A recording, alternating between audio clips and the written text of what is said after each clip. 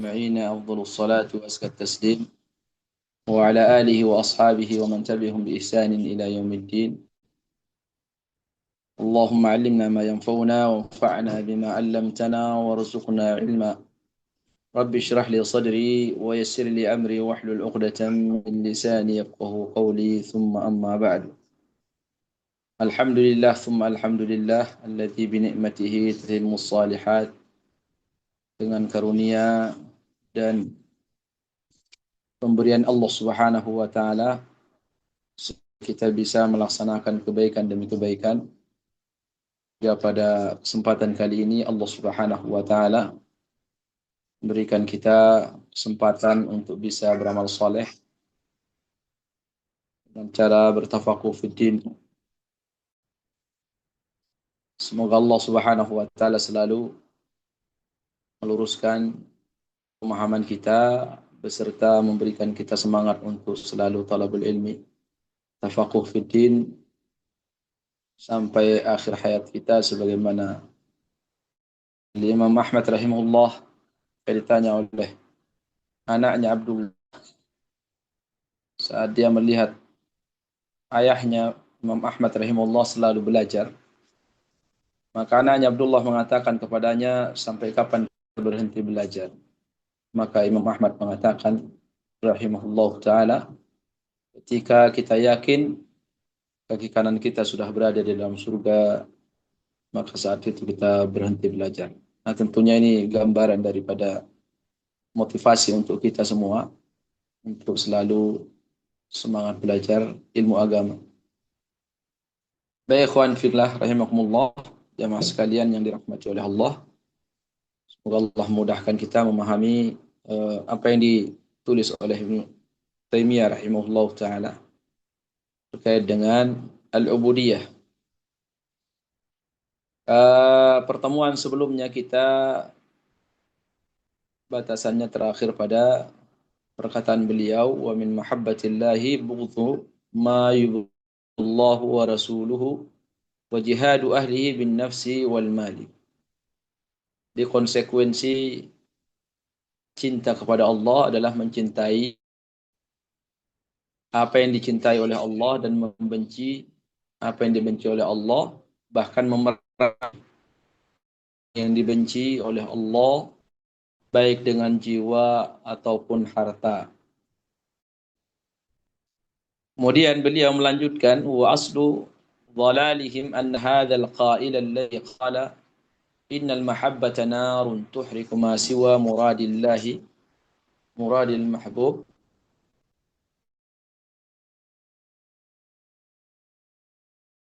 qasada bi muradillah allati hiya bi ma'na mahabbatihi wa ridahu.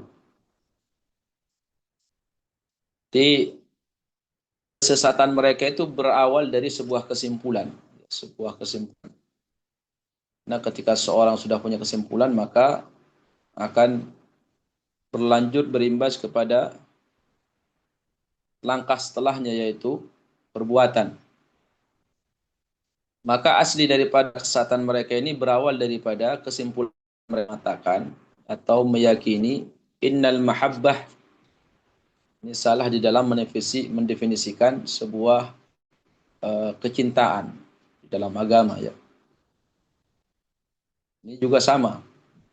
Kita kalau definisi iman memahami seperti yang dipahami oleh sahabat dan ulama salaf, maka secara otomatis juga kita memahami ayat atau hadis berpeluang untuk keliru. Kalau pemahaman sudah keliru, maka giliran selanjutnya adalah amalan zahir. Itu sudah mata tidak bisa terpisah. Asli kesesatan mereka ini, kenapa sekelompok orang yang disebutkan Ibnu Taimiyah ini mencintai semua apa yang ada di wujud ini, di alam semesta ini? Ya, karena mereka mendefinisikan cinta itu innal mahabbah narun. Karena mereka meyakini bahwa, dan ini juga sebenarnya tidak ada dalam fakta kehidupannya.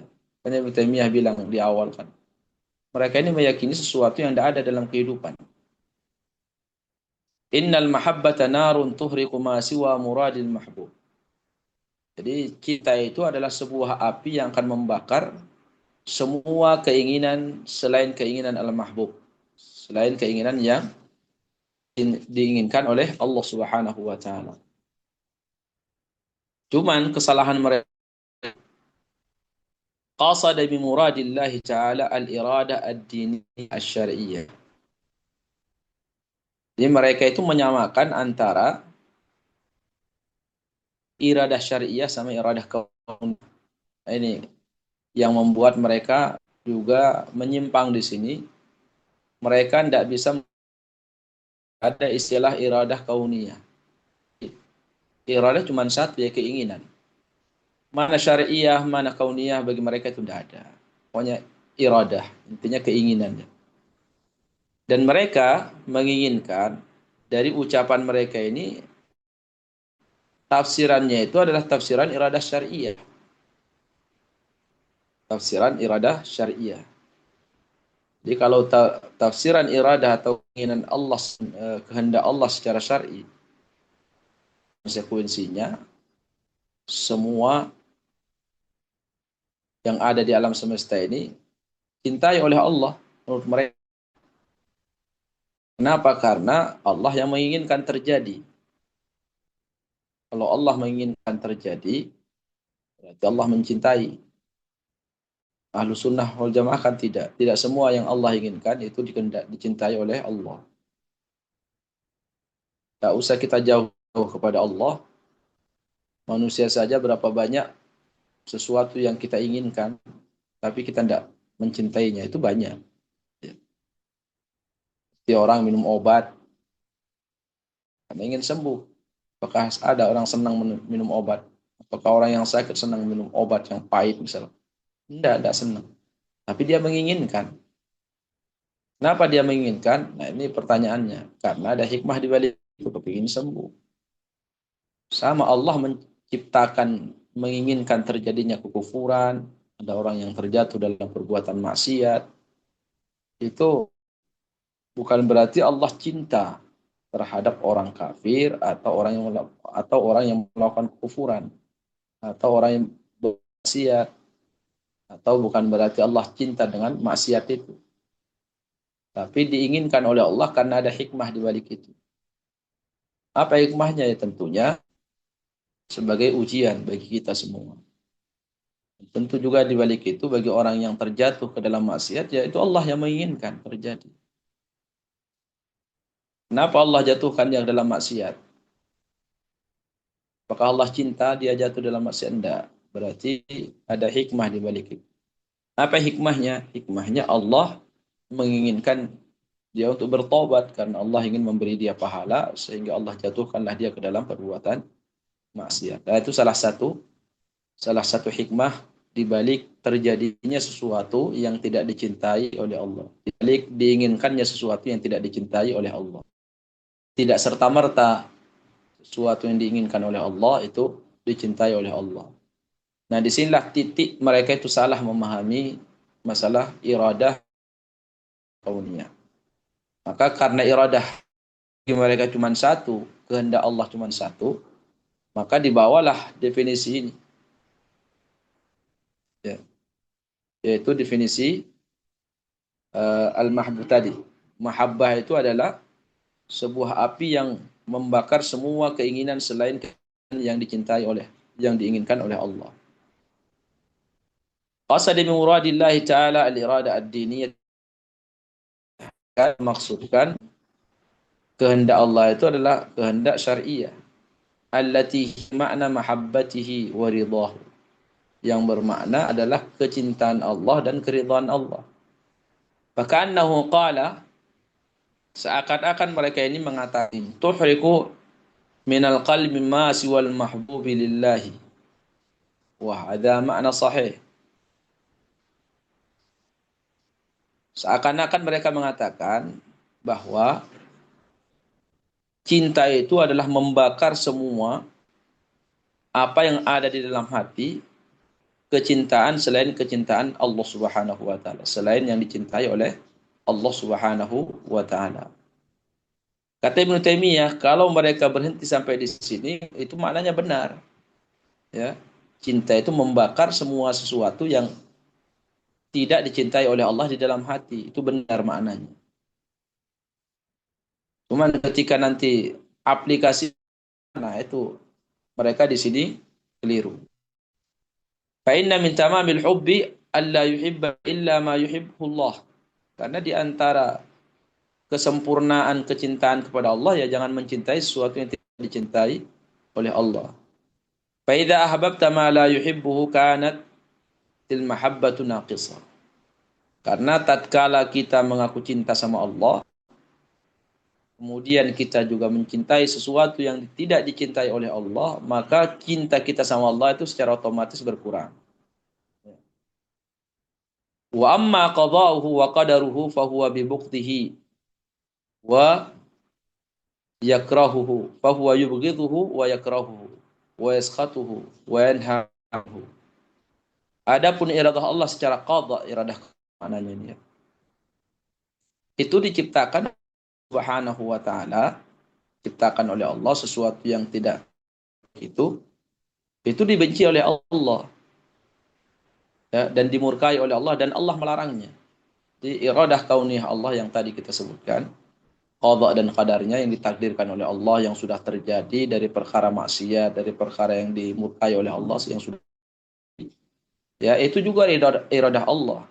Tapi dia sifatnya kauniyah dan itu dibenci oleh Allah Subhanahu wa taala dan dimurkai oleh Allah dan Allah melarang kita untuk mencintai sesuatu yang tidak dicintai oleh Allah sekalipun Allah menghendaki untuk terjadi. Fa illam uwafiqhu fi buqdihi wa karahatihi wa sakhati lam akun muhibban lahu.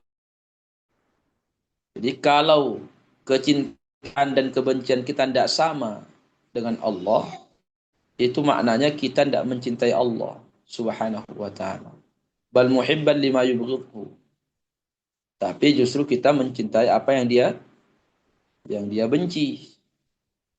Jadi kalau kecintaan kebencian kita ini tidak sama dengan apa yang Allah cinta, apa yang Allah benci, maknanya kita tidak cinta sama Allah Subhanahu wa taala. Itu kaidah baku ya, sampai dalam kehidupan kita aja, kehidupan manusia ini itu orang paham. Namanya cinta, dia mencintai apa yang dicintai oleh orang yang dia cintai. Apalagi Allah Subhanahu wa taala. Juga sama. Fattiba'us syari'ati wal qiyamu bil jihad min a'zamil baina ahli mahabbatillahi wa awliyaihi alladhina yuhibbuhum wa yuhibbunahu wa baina man yaddai mahabbatallahi nadhiran ila umumi rububiyyatihi muttabi'an li ba'dil bid'ah al mukhalifah li syari'atihi. Jadi mengikuti syariat Allah Subhanahu wa taala dan menegakkan jihad, ya menegakkan jihad maknanya memerangi perkara yang tidak dicintai oleh Allah kita perangi, dan orang yang benci sama syariat Allah kita min a'zamil furuq baina ahli mahabbatillahi wa awliyaihi adalah perkara besar yang membedakan antara orang yang mengaku cinta kepada Allah dan wali Allah Subhanahu wa taala yang mereka oleh Allah dan mereka juga cinta kepada Allah Subhanahu wa taala. Itulah yang membedakan mereka, perbedaan yang terbesar dengan mereka yang mengaku hanya cinta kepada Allah dengan hanya melihat kepada keumuman pemeliharaan Allah Subhanahu wa taala atau mengikuti bid'ah yang menyelisih syariat Allah. Intinya beliau ingin mengatakan bahwa kenapa Allah Subhanahu wa taala mensyariatkan perang atau jihad secara makna umum. Kan jihad itu maknanya melawan hawa nafsu itu. Berjuang untuk mencurahkan segala kemampuan untuk memerangi apa yang tidak dicintai oleh Allah, entah itu maksiat yang kita perangi ya atau musuh Allah Subhanahu wa taala.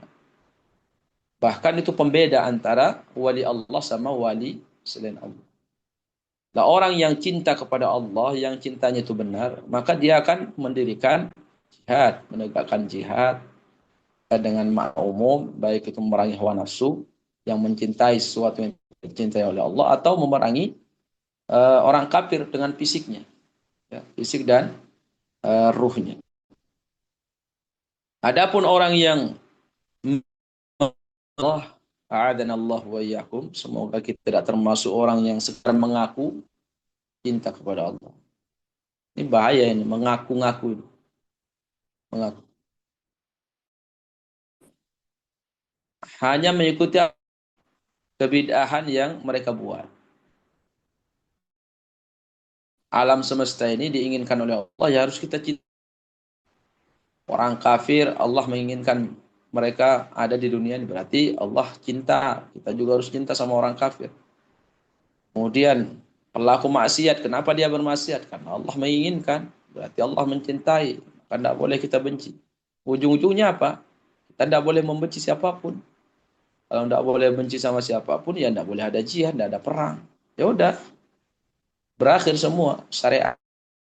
Karena semuanya dicintai oleh Allah. Kan fatal ini.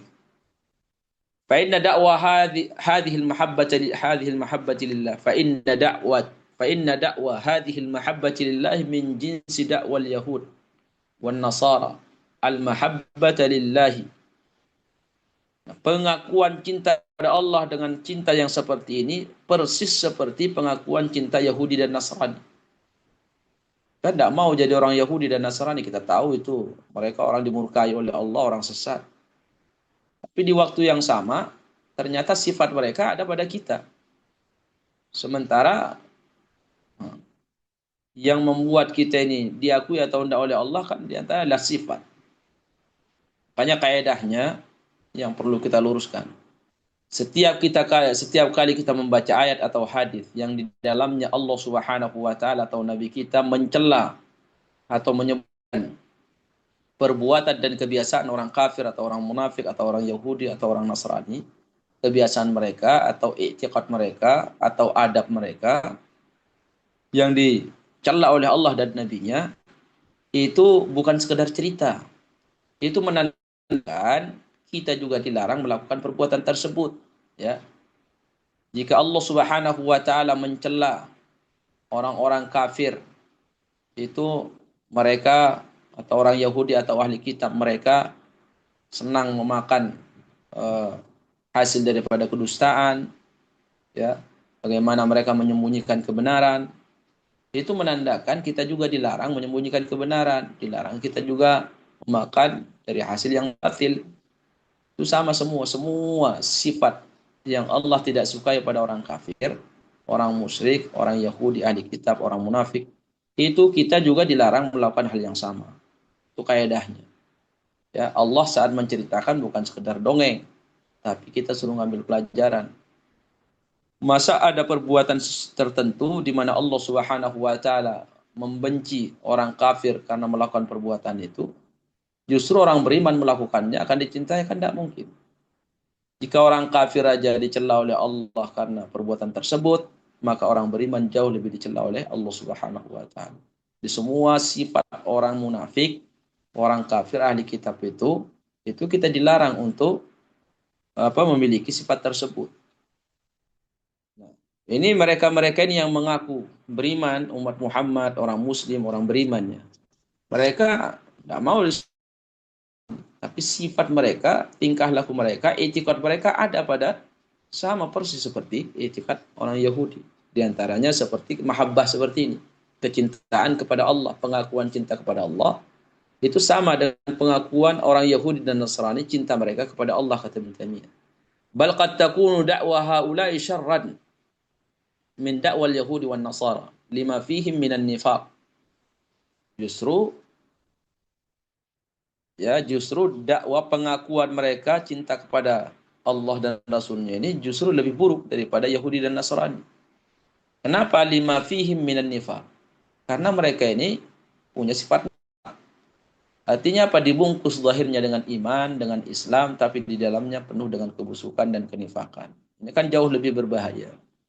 Hanya di dalam Al-Quran Allah Subhanahu wa ta'ala itu banyak menyebutkan sifat orang munafik. Di awal Surah Al-Baqarah Allah sebutkan sifat orang beriman, 2 ayat setelahnya sifat kafir, 13 ayat sifat orang munafik. Kata ulama rahimahullah karena orang munafik lebih dahsyat bahayanya daripada orang kafir terhadap orang beriman. Kata Ibnu Taimiyah lima fihim minan nifaq alladzina hum bihi fid darkil asfali minan nar. Karena mereka punya sifat nifak yang membuat mereka nanti berada di neraka paling bawah.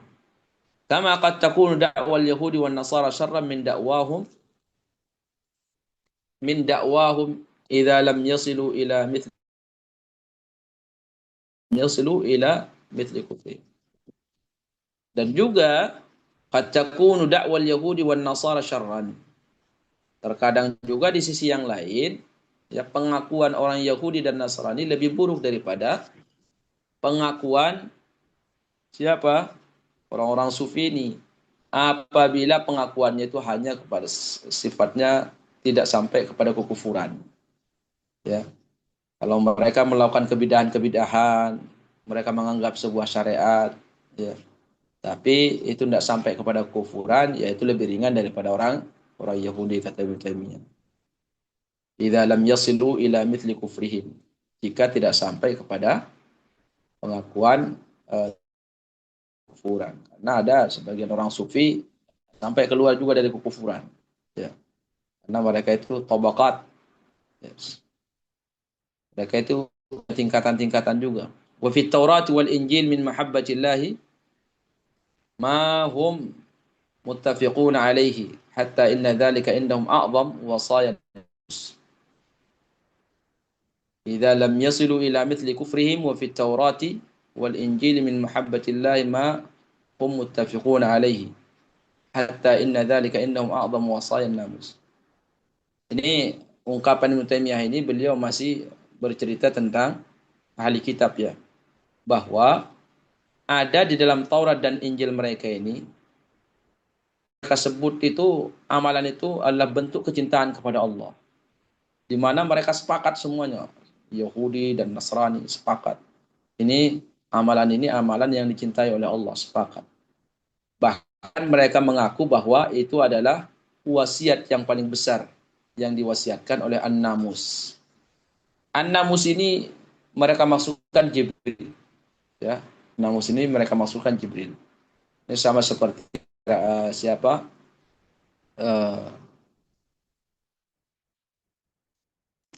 Ahli kitab yang ada di zaman Aisyah radhiyallahu anha, afwan di zaman Khadijah ketika Nabi pertama kali Waraqah bin Nawfal. Dan Nabi menceritakan pertama kali dia ketemu Jibril di gua. Dia tidak tahu siapa itu. Dibawa oleh Khadijah kepada Waraqah bin Nawfal. Akhirnya Nabi menceritakan apa yang dia dapatkan di Gua Hira. Kata Waraqah bin Nawfal saat itu, hadzan namus alladzi arsalallahu li Musa. Ini namus ya. Ini makhluk yang menemui kamu di Gua ini wahai Muhammad, itu namus yang Allah utus ke Nabi Musa juga. Maknanya namus itu adalah Jibril alaihissalam. Kenapa ahli kita menyebutkannya namus? Karena namus itu adalah bahasa yang mereka sematkan atau mereka gunakan untuk orang yang membawa berita baik dan tersembunyi. Ya. Tapi kalau jasus itu kan intel. Kalau jasus ini dalam istilah agama itu orang yang menyembunyikan berita buruk. Maksudnya dia punya niat buruk, kemudian dia sembunyikan. Kalau namus itu adalah yang membawa kebaikan, yang menyembunyikan kebaikan, berita kebaikan yang dia sembunyikan. Nah ini Jibril maksudnya. Dia ada kesepakatan dari ahli kitab, Yahudi dan Nasrani dalam Taurat sama Injil, perbuatan kebidahan yang mereka lakukan, yang mereka anggap itu kecintaan kepada Allah, dan mereka anggap itu wasiat yang terbesar yang diwahyukan oleh An-Namus yaitu Jibril kepada Nabi Musa sama Nabi Isa alaihi wassalam. Tidak disebutkan oleh Ibnu rahimahullah. Fil Injil. Nah, di sini disebutkan rinciannya fil Injili annal Masih qala. Fil Injil annal Masih qala. Di dalam Injil ya katanya Isa al-Masih berpesan kepada orang-orang Nasrani, a'dhamu wasayal masih an tuhibballaha bi kulli qalbika wa aqlika wa nafsika.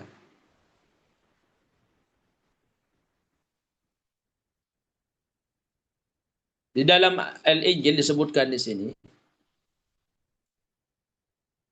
bahwa wasiat yang paling besar yang diwasiatkan oleh Al-Masih itu hendaklah kamu mencintai Allah Subhanahu wa taala dengan semua hatimu dan akalmu dan semua jiwamu. An-Nasara yabda'una qiyamahum bihadhihi al-mahabbah.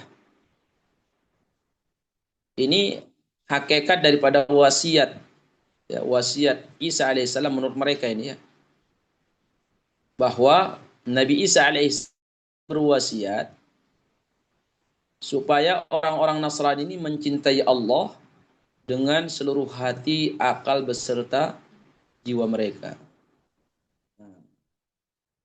Wasiat ini di dalam prakteknya ketika diaplikasikan oleh orang Nasrani, wan Nasara yadda'una qiyamahum bihadhil mahabbah.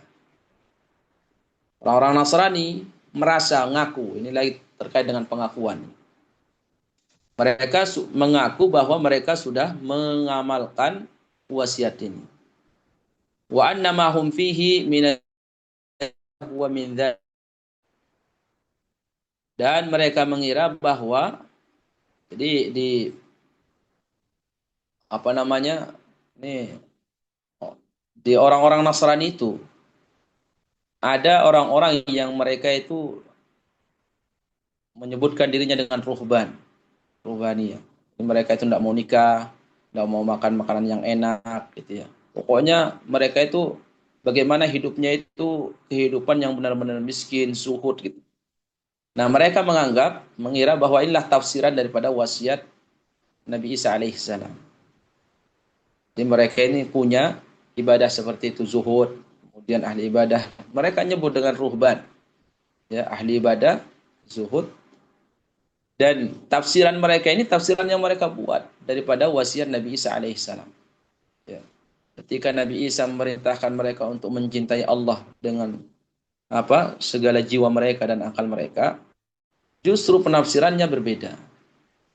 Ini ya juga yang perlu kita garis bawahi jemaah sekalian, bahwa isi Al-Quran ini, ayat Al-Quran ini kata ulama rahimahullah, tidak akan ada yang bisa merubah. Dijamin oleh Allah sampai waktu yang ditentukan. Dan nanti Al-Quran ini akan diangkat oleh Allah sehingga tidak ada satu huruf pun tersisa di dalam mushaf dan tidak ada satu ayat pun yang dihafal oleh orang beriman. Nanti di akhir zaman. Saat itu mereka hanya akan la ilaha illallah, tidak kenal apa itu sholat, tidak kenal apa itu zakat, puasa sampai haji, semuanya tidak kenal. Mereka hanya taunya kalimat la ilaha illallah. Kalimat la ilaha illallah itulah yang terakhir yang mereka mengamalkan, ya, amalan yang tersisa. Al-Quran semuanya diangkat oleh Allah Subhanahu wa ta'ala. Sebagaimana Allah Tuhan, Allah angkat.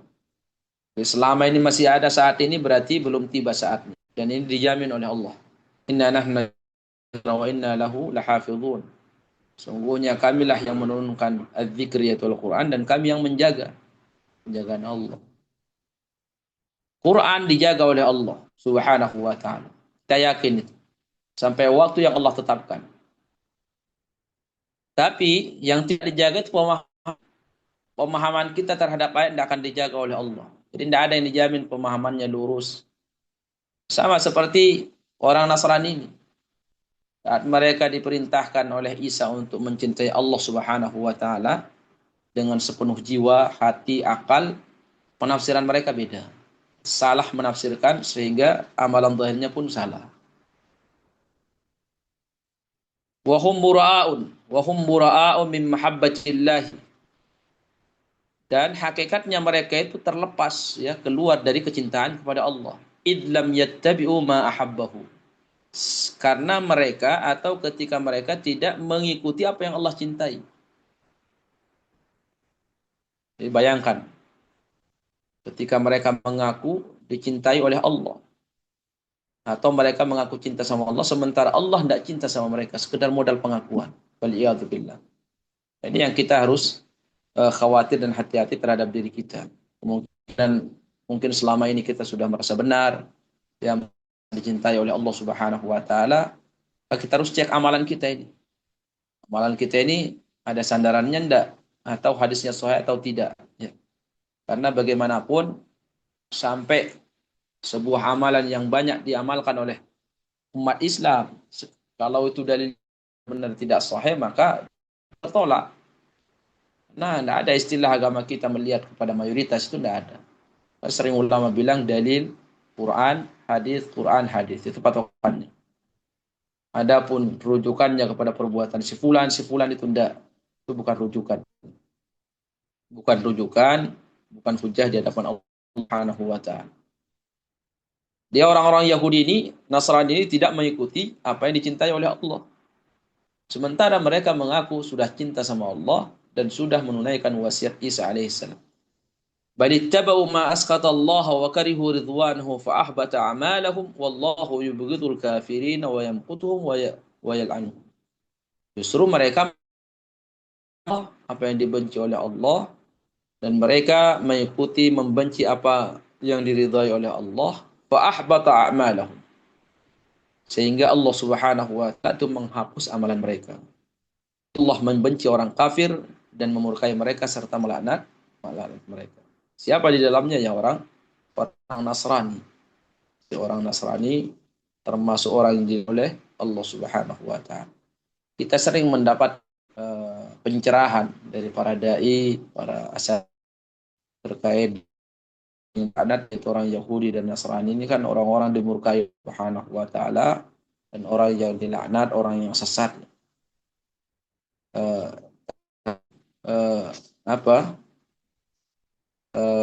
pelajaran yang bisa kita ambil sebenarnya atau yang memperhatinkan itu adalah ketika kita merasa aman untuk terjatuh pada peristiwa atau pada satu perkara yang dimana di dalamnya terjatuh ahli kitab sama ahli kitab Yahudi dan Nasrani. Ini kita tidak jauh beda sama ahli kitab, tidak jauh beda sama ahli kitab. Hanya di dalam Al-Quran Allah Subhanahu wa taala selalu di dalam Al-Quran mengingatkan kita jangan seperti ahli kitab. Kata Allah di dalam surah Al-Hadid, alam ya'ni alladzi li dzikrillah wa ma nazala minal haqq wa la kunu kalladzina utul kitaba min qabl fa ta 'alaihimul amadu faqasat qulubuhum wa katsirun minhum fasiqun. Belumkah tiba saatnya bagi orang beriman ini untuk tunduk kepada yang dibawa oleh Allah dan Rasulnya dari kebenaran. Tunduk, maknanya langsung diamalkan. Jangan sampai seperti ahli kitab. Mereka lama bergerut dengan Taurat sama Injil, kata Allah. Akhirnya apa? Ngeras hati mereka. Jadi lama mempelajari kitab Taurat sama Injil, tapi ngeras hatinya. Kenapa? Karena tidak ada niat untuk berubah. Tidak ada niat untuk mengamalkan. Taurat sama Injil sekedar dipelajari, dibaca. Tapi tidak mau diamalkan.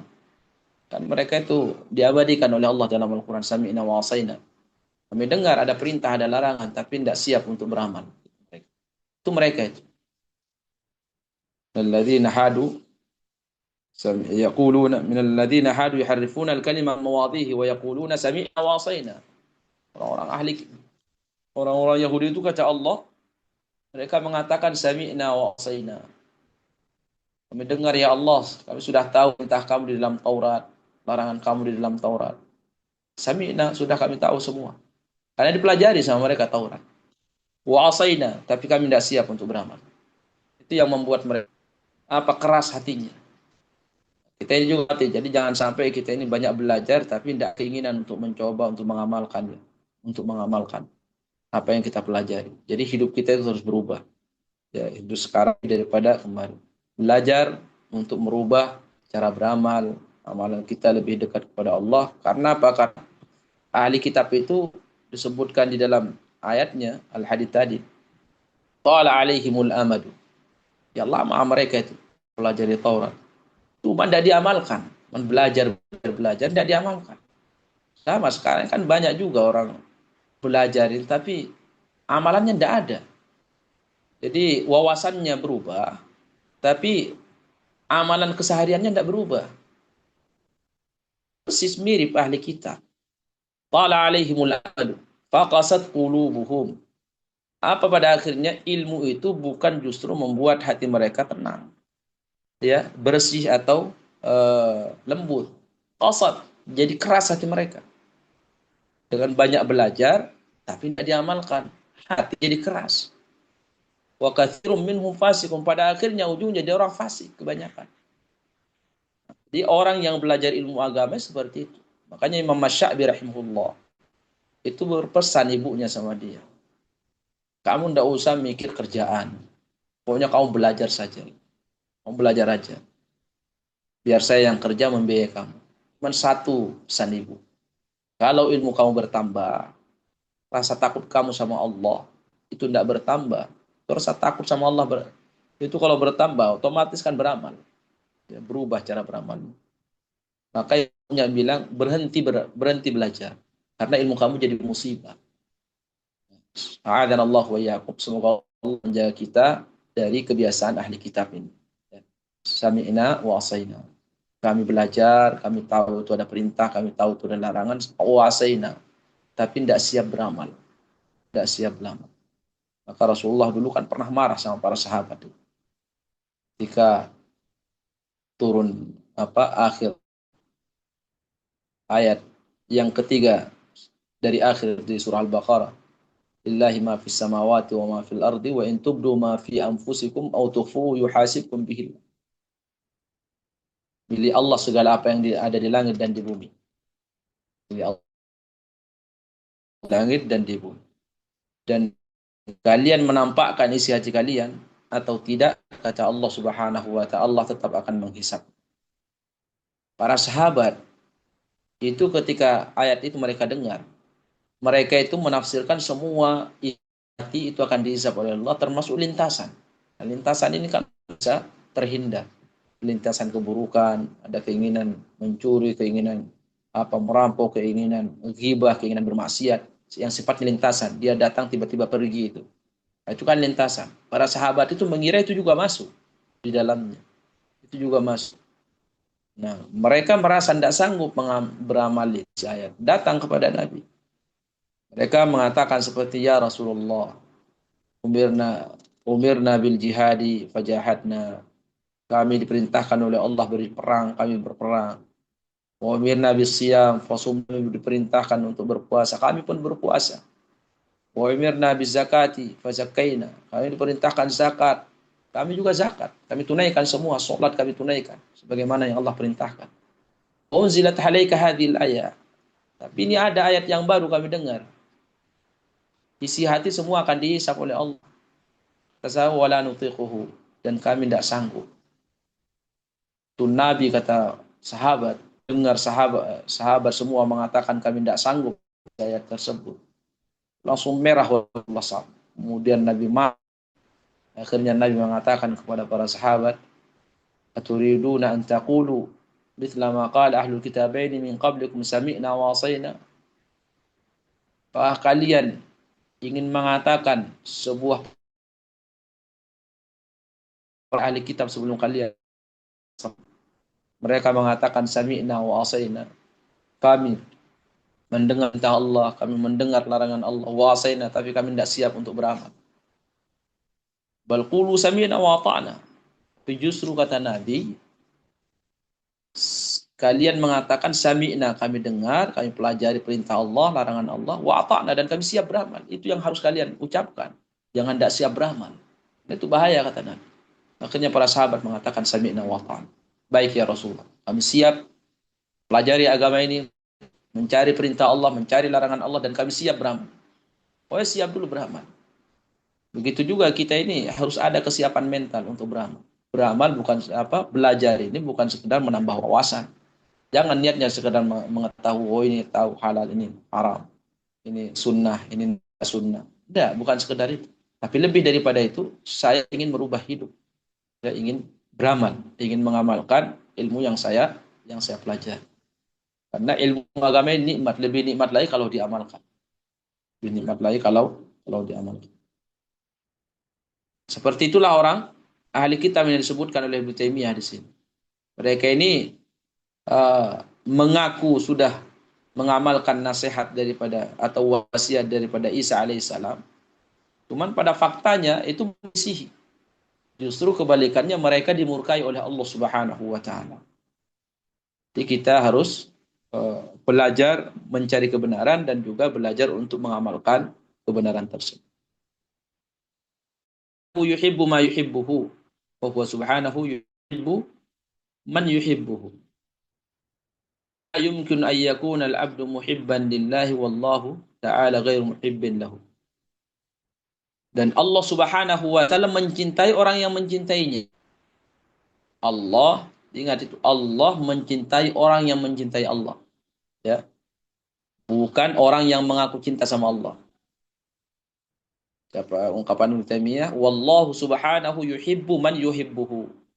Allah cinta kepada siapa? Kepada orang yang cinta sama Allah. Ini kalimat ini garis bawah. Allah cinta sama orang yang mencintai Allah. Bukan Allah cinta sama orang yang ngaku cinta sama Allah. Allah mencintai orang yang mencintai Allah. Nah, pertanyaannya, siapakah orang yang mencintai Allah? Apakah orang yang mengaku saya cinta Allah itu orang yang mencintai?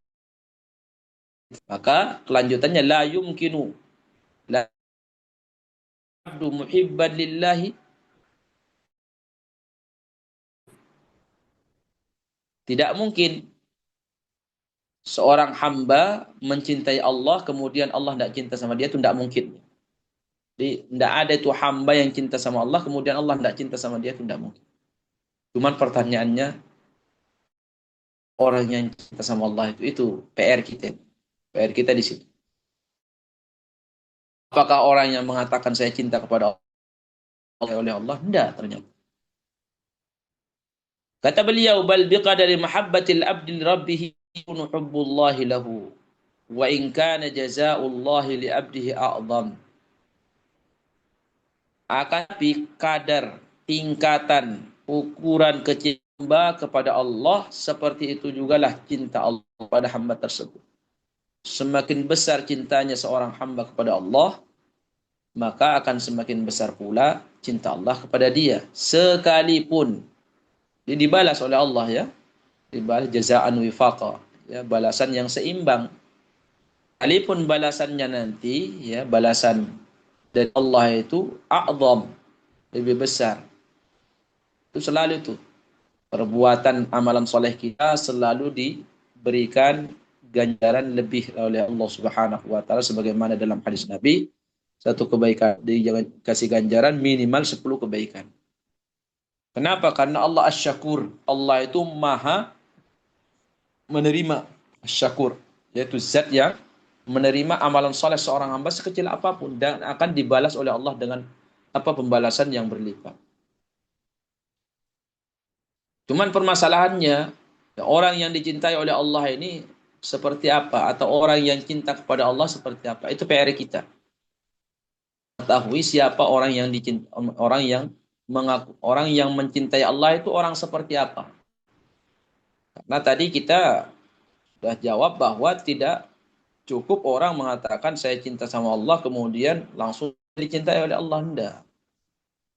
Maka dibawakan oleh Ibnu Taimiyah hadis Nabi SAW untuk menafsirkan siapakah orang yang dicintai oleh Allah Subhanahu wa taala. Qala rahimahullah taala kama fi sahih, kama fil hadits sahih ilahi, sebagaimana di dalam hadis qudsi yang sahih.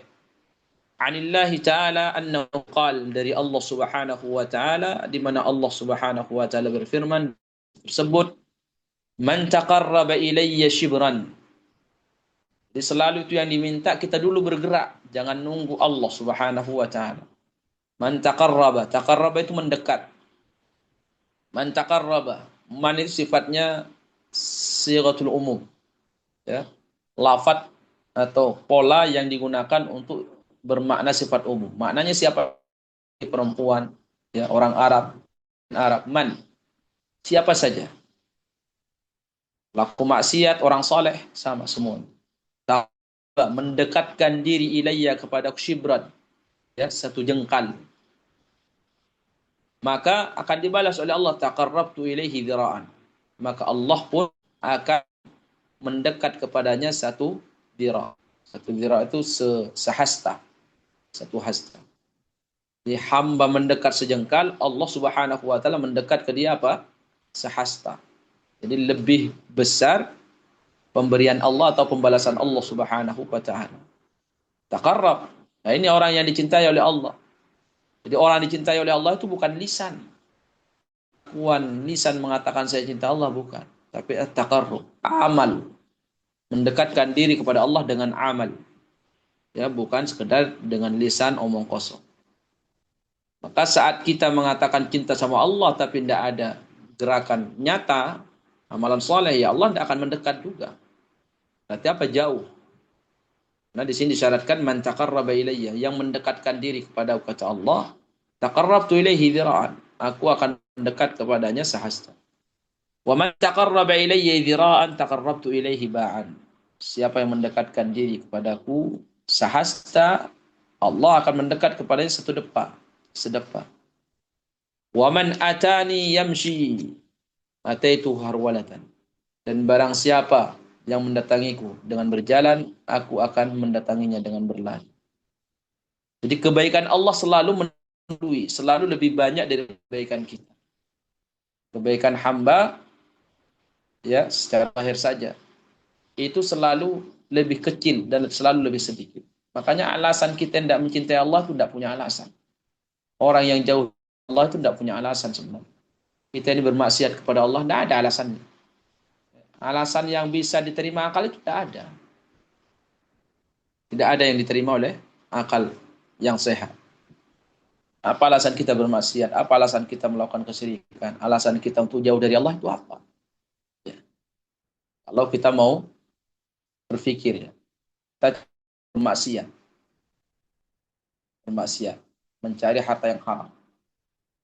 Nah, kita ini bermaksiat dengan cara yang haram, mencari harta yang haram misalkan.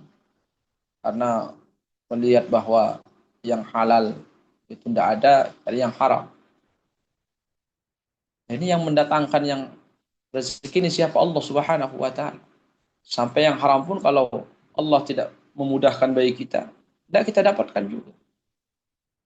Makanya intinya bermaksiat kepada Allah tidak punya alasan sama sekali. Nabi Yusuf alaihissalam ketika mengatakan, ya, mengatakan kepada orang-orang yang dipenjara, beliau mengatakan bagaimana yang Allah abadikan dalam Al-Quran, maka lana an nusyrika billahi min syai'. Kami tidak punya alasan untuk melakukan kesyirikan kepada Allah. Tidak ada alasan. Mau disekutukan seperti apa Allah Subhanahu wa taala? Semuanya milik Allah. Hanya Allah yang kuat, hanya Allah yang punya, hanya Allah yang kaya. Kita tidak punya apa-apa. Di apa alasannya menyamakan Allah dengan makhluk? Tidak ada alasan. Bermaksiat pun sama. Bermaksiat tidak punya alasan. Orang bermaksiat jauh dari Allah tidak punya alasan. Sama sekali tidak ada alasan. Kenapa? Karena selalu kebaikan Allah jauh lebih banyak daripada kebaikan seorang hamba. Maka saat kita ingin membandingkan amalan soleh yang kita amalkan, jangan dibandingkan dengan orang, dengan makhluk. Jangan dibandingkan amalan soleh kita dengan si fulan, ya, dengan orang lain. Karena bisa jadi amalan soleh orang lain itu lebih sedikit secara kasat mata dari amalan soleh kita. Jika kita mendapatkan kenyataannya seperti itu akan membuat kita nanti ujub, ya, ujub, kagum dengan diri sendiri. Nah, itu bahaya, awal daripada kesombongan. Karena akan selalu kita dapatkan orang yang di bawah kita di dalam beramal, sekalipun sebagian juga di atas kita. Tapi kalau kita selalu membandingkan amalan soleh kita dengan pemberian Allah, disitulah kita tidak akan menemukan jawaban. Ya. Kita tidak akan pernah menemukan di satu waktu dalam kondisi apapun atau satu kali pun, ya, satu kali saja tidak akan kita temukan itu. Di mana kebaikan kita lebih banyak daripada Allah Subhanahu wa taala. Kita memberi satu, Allah menurunkan 10. Kita memberi dua, Allah menurunkan berlipat-lipat. Wa qad akhbara subhanahu annahu yuhibbul muttaqin wal muhsinin. Nah, ini dijawab lagi oleh Ibnu Taimiyah rahimahullah. Tadi tidak mungkin orang yang cinta sama Allah itu tidak mungkin tidak dicintai oleh Allah. Itu tidak mungkin. Orang yang cinta sama Allah pasti dicintai oleh Allah Subhanahu wa taala. Dan orang yang Dicintai oleh Allah, pasti dia mencintai Allah Subhanahu wa taala. Pertanyaannya, siapa orang yang dicintai oleh Allah? Wa qad akhbara subhanahu annahu yuhibbul muttaqin. Allah mengabarkan orang yang dicintai oleh Allah orang yang bertakwa. Ya, orang yang bertakwa. Ittaqillah haitsu ma kunta, kata Nabi. Bertakwalah kamu kepada Allah dimanapun kamu berada. Wasiat orang-orang salaf sebelum kita, mereka mengatakan seperti ini. Akramu ma asrartahu taqwallah. Sesuatu yang kamu sembunyikan, yang paling mulia yang kamu sembunyikan itu adalah takwa. Jadi kalau kita ingin menyembunyikan sesuatu, sembunyikanlah ketakwaan. Karena itu paling mulia. Karena sehebat apapun kita menyembunyikan sesuatu, suatu saat akan terbongkar dan akan tersingkap. Contoh, ada orang yang menyembunyikan kemaksiatan, suatu saat akan ketahuan dan dia akan mati. Tapi kalau seorang berusaha menyembunyikan ketaatannya kepada Allah, ketakwaannya kepada Allah Subhanahu wa taala, suatu saat juga akan terbongkar. Tapi saat dia terbongkar, dia tidak akan malu. Kenapa? Karena yang dia sembunyikan ketakwaan. Dan kata ulama rahimahullah taala, amalan saleh yang disembunyikan itu masya Allah ya, nikmatnya itu luar biasa. Itu ketenangan yang didapatkan oleh orang yang mengamalkan amalan saleh sembunyi-sembunyi itu. Tidak ada yang tahu kecuali dia dengan Allah Subhanahu wa taala. Indahnya luar biasa. Nikmatnya luar biasa saat seorang sendiri, tidak ada yang lain melihat. Itu dia yang dia sembunyikan adalah ketakwaan, amalan saleh. Dia beramal dalam kesendirian, bermunajat kepada Allah Subhanahu wa taala. Dan itu yang selalu dicari oleh orang-orang salaf. Orang-orang saleh sebelum kita itu senang saat mereka sendirian, saat mereka menyepi sendirian. Kalau kita ini kan kalau sendiri di,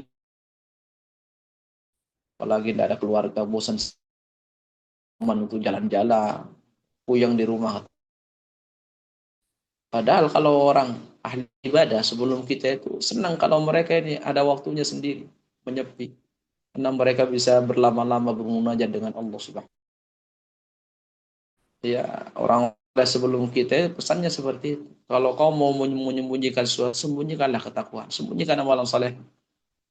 Kenapa? Suatu saat tersingkap, kamu tidak hina, malah kamu senang. Kenapa? Karena yang tersingkap itu adalah sesuatu yang kamu sembunyikan, tapi yang sifatnya ketakwaan. Tapi kalau kita menyembunyikan yang aib, sesuatu yang apa kurangan, apalagi maksiat, suatu saat terbongkar, tersembunyi, pasti buat kita malu. Wa azyan ma dan sesuatu yang akan oleh seorang adalah ketakwaan. Ambil contoh sederhana, misalkan dua orang berjalan jalan kaki santai ya, dengan penampilan yang sederhana. Kemudian setiap ada orang miskin, dia ulurkan tangan untuk memberi 1.000, 2.000 ya, dia ringan tangan. Yang satunya dia naik motor yang bagus, yang baru, pakaian yang rapi. Nampak pada zahirnya penampilannya itu dia orang kaya. Tapi setiap ada orang lewat, ada orang miskin, dia tidak memberi. Tampakkan dari dua orang ini yang menampakkan kesolehannya, ketakwaan, malam soleh. Yang satunya menampakkan dunia. Kira-kira mana yang lebih indah di mata orang yang memandang, orang yang melihat? Pasti orang yang pertama. Merasa iba, merasa cinta, senang dengan orang yang pertama. Bukan dari penampilannya, tapi dari ketakwaan yang dia tampakkan. Maka mereka itu berwasiat seperti itu. Kalau kau mau tampakkan ketakwaan. Tampakkan ketakwaan amalan saleh. Wa afdalu ma iddakhartahu at-taqwa. Dan simpanan yang paling berharga, yang paling afdal itu adalah ya takwa kepada Allah. Wal baqiyatu salihatu khairun tawaban indallahi wa khairun amala. Amalan saleh itulah yang baki, yang akan kekal sampai hari kiamat. Semua simpanan yang lain itu akan kita tinggalkan, kecuali simpanan amalan saleh yang akan menemani kita dalam kubur dan sampai nanti bertemu dengan Allah Subhanahu wa taala. Siapa orang yang dicintai oleh Allah? Muttaqin, Wal muhsinin, orang yang selalu ihsan, berbuat ihsan. Bukan sekedar kepada manusia tapi sampai kepada binatang. Wassabirin, orang yang sabar. Allah Subhanahu wa taala senang dan cinta melihat hambanya itu punya sifat sabar. Dia diuji oleh Allah Subhanahu wa taala, dia tampakkan kesabaran. Hanya orang diuji oleh Allah Subhanahu wa taala fokus dengan ujiannya, fokus dengan ujian. Sama seperti kita berada di dalam ruangan selagi diuji, fokus dengan ujian untuk menjawab ujian itu. Dan kita sadar bahwa kita lagi diuji oleh Allah. Kan terkadang membuat kita ini tidak sabar karena kita lupa kalau kita lagi diuji oleh Allah. Kita lagi diuji oleh Allah, kita lupa. Padahal kita ini diuji terus oleh Allah. Kalau kita ini sadar terus kita lagi diuji oleh Allah, maka ujian itu ringan kita hadapi. Tapi kalau kita tidak sadar kalau kita lagi diuji oleh Allah, maka ya berat. Untuk apa? Untuk menghadapi ujian tersebut. Karena kita tidak diuji oleh Allah, merasa tidak diuji oleh Allah. Contoh ada sesuatu yang memancing emosi kita, ya. Kemudian kita sadar, oh, saya lagi diuji oleh Allah. Ya sabar, ditahan. Ringan jadinya sabar. Tapi ketika ada sesuatu yang emosi membuat kita marah, kemudian kita lupa kalau kita lagi diuji oleh Allah, ya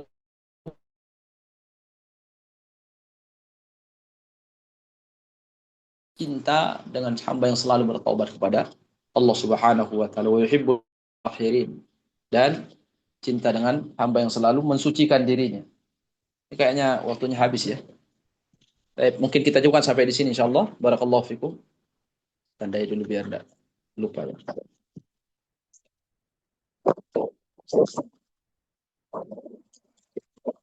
Baik, waktunya saya kembalikan ke Abu Arkan. Baik Ustaz, jazakallah khairan wa barakallahu fiik wa ahsanallah ilaik atas Amin wa ilmu fika yang telah barakallahu. Al Ustaz Abu Aiman. Semoga menjadi ilmu yang bermanfaat bagi kita semua, dapat dipahami dan diamalkan serta didakwahkan. Allahumma amin. Semoga Allah memberikan hidayah dan taufik pada kita semua. Amin ya Rabb. Baik, selanjutnya kita masuk ke sesi tanya jawab. Kita tunggu Ustaz dulu ya.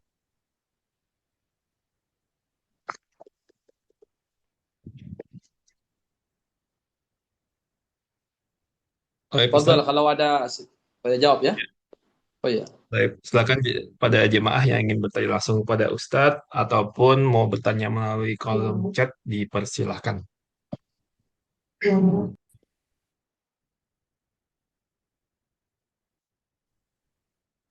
Assalamualaikum Ustadz. Waalaikumsalam warahmatullahi wabarakatuh. Nah, Ustadz, boleh tanya yang tadi itu iroda kauniyah sama iroda syariah. Bisa diulangi penjelasannya Ustadz dengan contohnya gitu. ya. Baik. Kait dengan Jazakallah. iradah dan ya memang ini juga banyak yang tidak paham ya terkait dengan iradah. Allah Subhanahu wa taala kita yakin dia punya iradah, punya sifat namanya iradah yaitu keinginan. Dan Allah menyebutkan wa ma tasyauna illa yasha Allah. Tidak ada yang kamu inginkan kecuali Allah sudah menginginkan sebelum. Tidak ada. Mungkin seorang hamba menginginkan sesuatu menginginkan. Cuman kita harus membedakan karena Allah menyebutkan ada dua iradah yang Allah punya, satu iradah syariah, satunya iradah kauniyah. Uh, Contohnya kita langsung ke contoh saja karena kalau definisi agak agak membingungkan ya. Takutnya susah Iya, kita iya langsung Ustadz, kepada contohnya contoh. aja Ustadz. Iya betul. Seperti contoh tadi kita sudah duhur.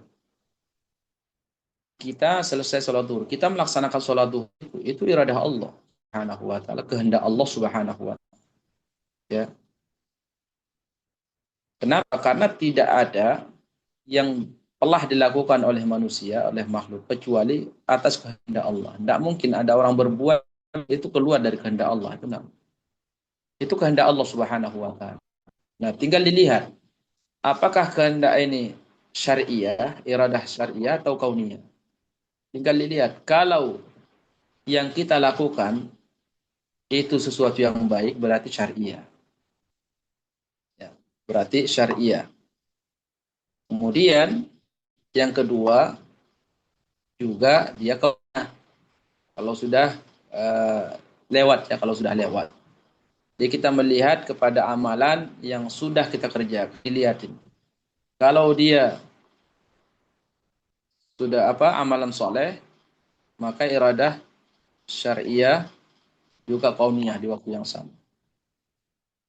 Kemudian kalau ternyata ada orang yang tadi waktu sholat zuhur dia tidak sholat, maka ini juga kehendak Allah, cuman kehendak kauniyah,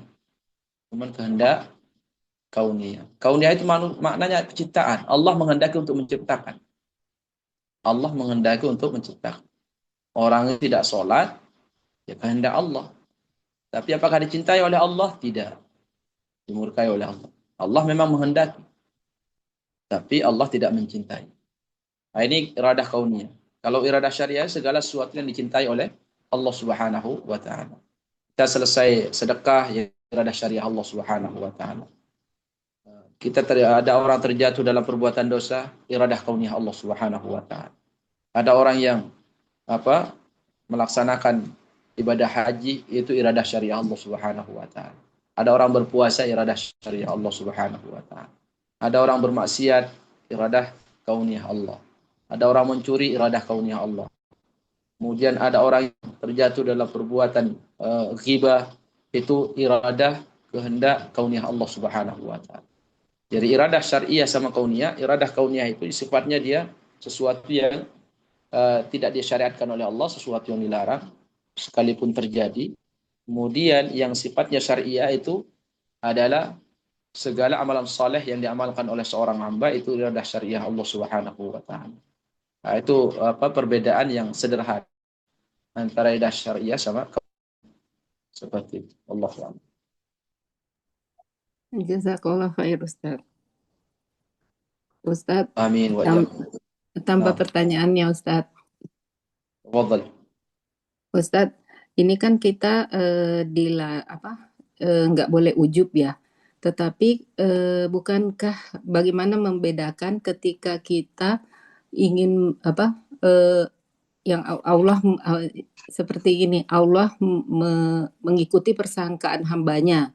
Nah, misalnya kita merasa ibadah kita itu kurang bagus gitu. Apakah masuk ke dalam hal itu? Tapi saya berharap ibadah saya bagus gitu. Saya dalam hati gitu. Apakah itu masuk ujub? Terus bagaimana dengan hubungannya dengan persangkaan hamba gitu ya Ustaz? Nah, baik.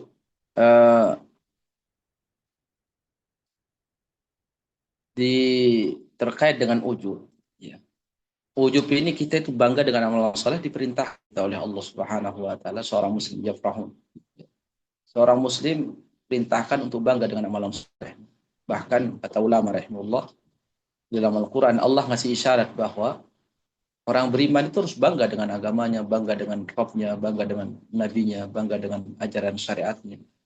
Makanya setiap kali Allah membicarakan, menyebutkan masalah petunjuk, itu Allah Subhanahu wa Ta'ala selalu menggandengkan dengan kalimat ala.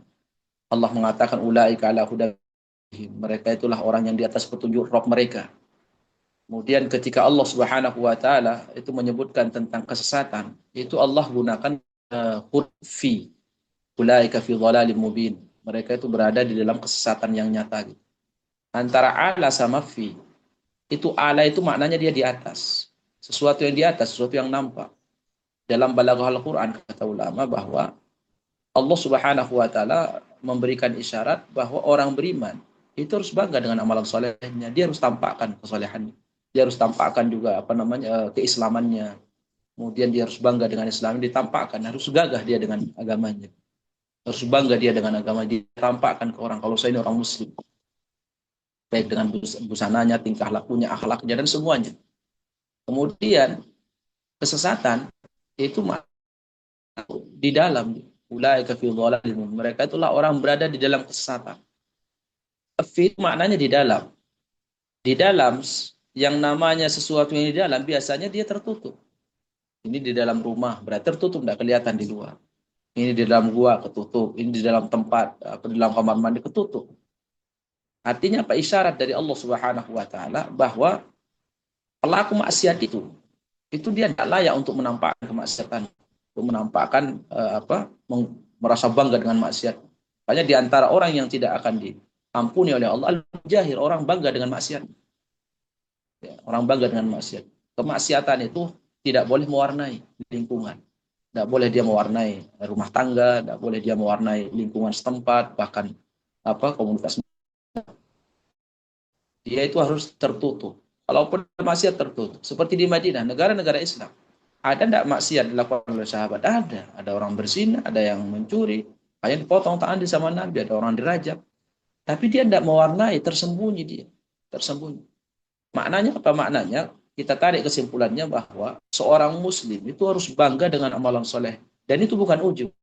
Ujub itu saat kita bangga dengan amalan soleh, kemudian kita merasa lebih baik daripada si fulan. Nah inilah kunci ujub itu, ketika kita merasa si fulan di bawah kita. Saya bangga tapi ada tambahannya. Saya lebih baik daripada si fulan. Saya ini beramal ini si fulan tidak. Nah jadi ada sifatnya merendahkan orang lain. Nah itu namanya ujub.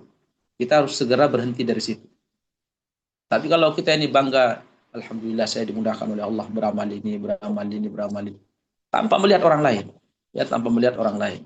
Itu kebanggaan yang Allah perintahkan kita untuk bangga. Orang beriman itu yastabsyirun, ya, bahagia dengan amal saleh. Karena dimudahkan oleh Allah beramal saleh. Karena semuanya dari Allah.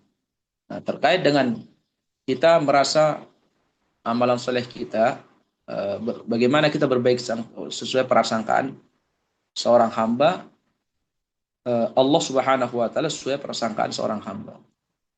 Saya merasa amalan soleh saya ini sudah bagus. Kan prasangka. Kita ingin mengamalkan Allah sesuai prasangkaan hamba. Ya. Kemudian kita juga ingin memperbaiki rasa amalan soleh kita kurang baik, ini gimana caranya memaafkan.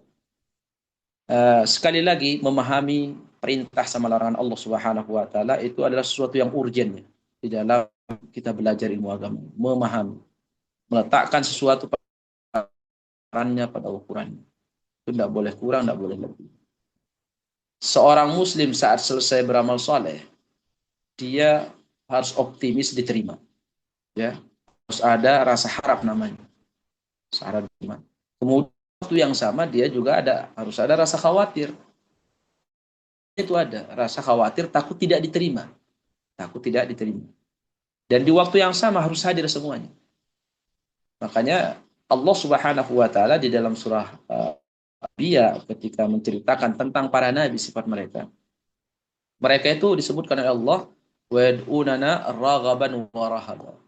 Jadi para nabi itu sifatnya berdoa kepada Allah selalu memiliki dua sifat bersamaan. Satu, ada rasa harap diterima. Yang kedua, ada rasa khawatir tidak diterima. Dan itu harus ada terus. Makanya orang beriman itu beribadah al-khawf, raja, khawf, dan muhabbah. Jadi ada rasa harap diterima, ada juga rasa khawatir, takut tidak diterima. Tapi kedua-duanya harus seimbang. Karena kalau kita selalu optimis, nanti khawatir seperti orang zindik kemarin. Yang mereka itu mereka itu hanya beribadah kepada Allah Subhanahu wa taala itu di atas mahabbah. Di atas mahabbah. Atas kecintaan saja. Jadi optimis nanti ada sikap seperti ini ya. Kemudian kalau kita terlalu takut nanti putus asa. Jadi dua-duanya harus dengan memang kepada Allah Subhanahu wa taala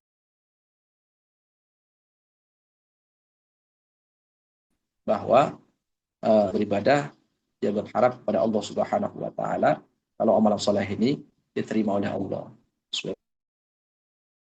Angka yang menjadi PR kita. Bagaimana kalau saya ada kekhawatiran? ada kekhawatiran tidak diterima oleh Allah. Berarti kan prasangkaan saya. Prasangkaan saya kepada Allah seperti itu. Ya. Gimana kita memadukan? Ini tidak diterima, nanti tidak diterima beneran. Oh, enggak, ini tidak masuk. Ya, tidak masuk. Jadi prasangka, berprasangka kepada Allah, baik kepada Allah Subhanahu wa taala, itu jangan selalu ditafsirkan dengan segala yang sifatnya positif. Kita positifnya jangan menurut kita, tapi positif menurut syariat. Positif menurut syariat. Jadi ketika kita ini sudah berada di Ramal Saleh, ada harapan terima, itu prasangka kita. Di waktu yang sama kita juga itu yang baik. Kepada Allah Subhanahu wa taala. Kenapa? Karena Allah merintahkan. Saat Allah merintahkan kita juga harus, di waktu kita juga harus harus ada rasa harap. Nah, itulah prasangka yang baik. Tapi kalau kita, yakin itu takut tidak diterima, nah ini juga bahaya kalau tidak ada sama sekali rasa harap. Karena kita dilarang oleh Allah Subhanahu wa taala untuk juga bablasan nanti. Jadi saat kita ibadah, selesai ibadah, bagaimana prasangka yang baik itu? Prasangka yang baik itu kita berharap mendapat diterima oleh Allah, juga kita ditolak oleh Allah Subhanahu wa taala. Sehingga apa? Sehingga selalu ada usaha untuk memperbaiki amalan seperti itu. Allahu a'lam bishawab. Agak kepanjangan dikit. Masya Allah, jazakallah khair Ustadz. Paham. Berarti harus selalu diseimbangkan antara khauf dan roja. Barakallahu fiik. Iya, betul. Rasa khauf. Baik, jazakumullah khairan wa barakallahu fikum atas pertanyaan dari jamaah dan juga penjelasan dari Al-Ustadz. Selanjutnya masih ada waktu Ustadz ya. Bagi yang ingin bertanya kembali, Al-Ustadz dipersilakan. Assalamualaikum warahmatullahi wabarakatuh. Waalaikumsalam warahmatullahi wabarakatuh. Ustadz, berbicara ini kan kita sedang berbicara antara benci dan cinta ya Ustadz kepada Allah. Dan yang harus dipahami Ustadz bolak-balik menyampaikan tadi, menjelaskan bahwa bukan bagaimana kita merasa bahwa kita mencintai Allah. Yang harus di garis bawah itu kan Allah cinta kita kan Ustadz, bukan kita cinta Allahnya kan.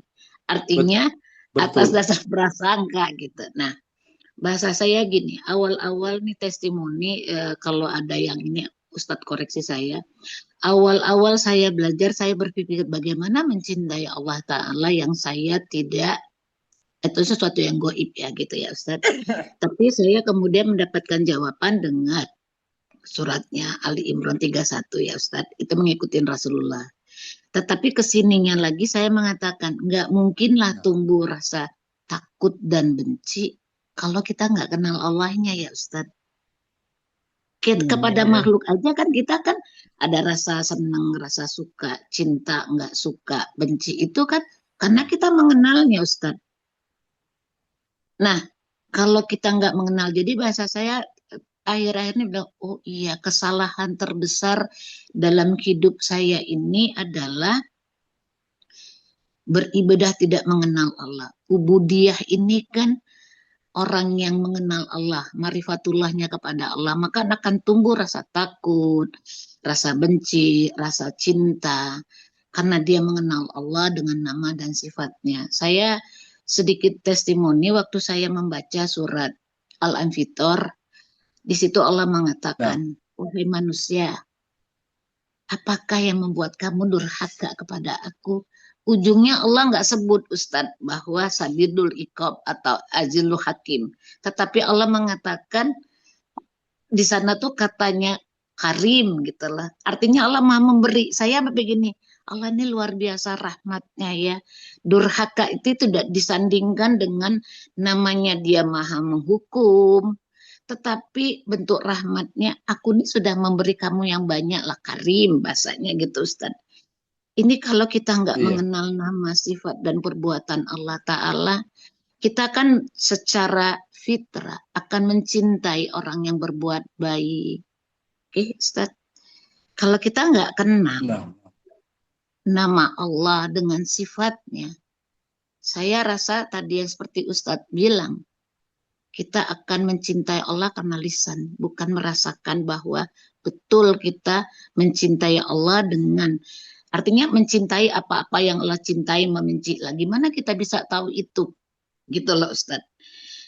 Itu nah, ternyata ubudiyah yang kita pelajarin dari bukunya Ibnu Taimiyah itu, pangkalnya itu adalah harus marifatullah, mengenal Allah. Begitu ya Ustadz? Masya Allah. Jazakallah khair, Bu Meti. Eh, apa yang disampaikan tadi sama Bu Meti, ya, ya ayyuhal insanu ma gharraka bi rabbikal karim. Hai manusia, apakah yang membuat kamu durhaka kepada Zat yang maha karim, maha pemurah, maha pemberi, maha dermawan, maha segala-galanya gitu. Itu memang benar, Allah Subhanahu wa taala akan memutus alasan kita untuk tidak untuk tidak beriman sama Allah, untuk taat kepada Allah Subhanahu wa taala. Jadi diputus mata rantai kita. Alasan hujah itu tidak ada, kita dibikin dibikin tercengang Allah. Bi rabbikal karim. Karim. Ma gharraka bi rabbikal karim. Apa sih yang membuat kamu tuh hari dari Allah itu apa? Al-Karim. Ini zat yang maha baik. Ibnu Qayyim itu pernah menyebutkan di dalam salah satu kitabnya itu terkait sikap seorang muslim itu ketika dia terjatuh perbuatan maksiat. Yang mungkin selama ini yang lumrah yang kita tahu, ya seorang muslim saat dia terjatuh dalam perbuatan maksiat ya tobat. Tapi ada yang itu sifatnya umum, ya suruh tobat. Tapi ada yang lebih daripada itu, supaya pertanyaan ini, kan tidak semua orang itu setelah dia terjatuh dalam perbuatan maksiat ringan dia bertobat. Nah, ada yang membuat seorang muslim saat terjatuh dalam perbuatan maksiat supaya dia ringan bertobat kepada Allah Subhanahu wa taala. Itu bagaimana caranya? Itu ternyata Ibnu Qayyim menyebutkan, suruh dia menyebut apa? Diperintahkan kita oleh Allah untuk menyebut apa kebaikan Allah yang Allah berikan kepada kita. Semata-mata mengingat dosa kita. Jadi ingat pemberian Allah, bagaimana Allah memuliakan kita. Dan itu Allah banyak, kata beliau, banyak disinggung oleh Allah terkait dengan dosanya ahli kitab. Ya, dalam Al-Quran kalau kita perhatikan itu, ketika ahli kitab itu banyak melakukan pelanggaran, taat sama seorang nabi, sama seorang rasul, itu tidak disebut oleh Allah Subhanahu wa taala, jarang disebut perbuatan maksiat mereka. Tapi Allah Subhanahu wa taala sering menyebutkan juga apa? Pemberian Allah sama yang Allah berikan kepada mereka.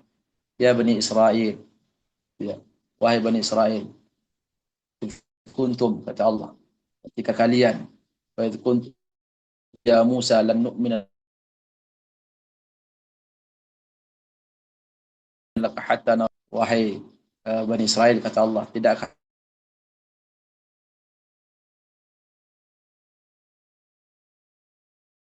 kalian ingat ketika kalian minta dengan mata kepala kami, akhirnya kalian disambar petir, kemudian kalian mati, kata Allah. Tsumma ba'atsna, kemudian kami bangkitkan, kami menghidupkan kalian lagi oleh Allah, supaya punya kesempatan untuk hidup. Nah, suruh diingat itu bagaimana Allah menghidupkan kalian. Wa idnajainakum min ali fir'aun. Ingat ketika kalian dikejar sama Fir'aun, kami selamatkan kalian, kata Allah. Jadi Bani Israel itu diingatkan oleh Allah. Disebutkan juga dosa mereka, diingatkan juga oleh Allah, itu apa? Pemberian Allah sama mereka. Bagaimana Allah memuliakan mereka, kemudian memilih para nabi dari kalangan mereka itu banyak, kemudian diselamatkan dari kejaran Fir'aun, kemudian ketika mereka di pada bertahun-tahun tidak bisa keluar, ya, disesatkan oleh Allah, itu mereka didatangkan manna wassalwa. Jadi kenikmatan-kenikmatan itu Allah sebutkan. Supaya apa? Supaya Bani Israel ini, ahli kitab ini, itu mereka ingat, oh Allah ternyata Al-Karim. Ternyata banyak pemberian Allah kepada kita yang itu nanti akan berimbas kepada apa? Muncul rasa kecintaan sama Allah. Ketika cinta sama Allah, akhirnya mudah untuk bertobat kepada Allah Subhanahu wa taala. Maka seorang muslim itu juga ketika dia terjatuh dalam perbuatan maksiat dan sulit bertobat kepada Allah Subhanahu wa taala, maka coba kita ingat apa, suruh mengingat pemberian Allah kepada dia. Yo, ternyata dia diberikan ini sama Allah, diberikan nikmat ini, diberikan nikmat ini. Lama-kelamaan apa? Cinta sama Allah.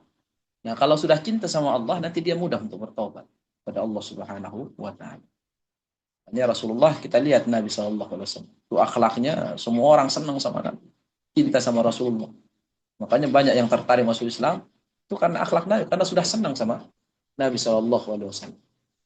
Di saat kita terjatuh dalam perbuatan maksiat, a'adzanallahu wa iyyakum, itu jangan sekedar mengingat dosa, tapi ingatlah banyak rezeki Allah yang Allah berikan kepada kita yang tidak diberikan oleh Allah kepada orang lain.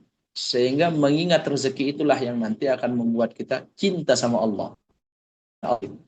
Baru setelah itu kalau sudah senang sama Allah, cinta sama Allah, nanti mudah kita bertaubat kepada Subhanahu wa taala. Allahu a'lam. Sedikit nyambung ya Ustaz. Berarti saya dengan benar ayat ini membuat sepertinya di jiwa itu artinya tuh merasakan betul-betul rahimnya Allah gitu lah ya. Artinya pada saat seseorang sudah merasa, tadi Ustadz bilang tuh, ini aku sudah banyak pemberiannya. Karim tadi itu kan Ustadz. Pada saat kita sudah mencintai, yang tadi yang membuat kita maksiat ini kan adalah akal dan hawa nafsu kita kan Ustadz. Yang membuat kita maksiat kepada Allah.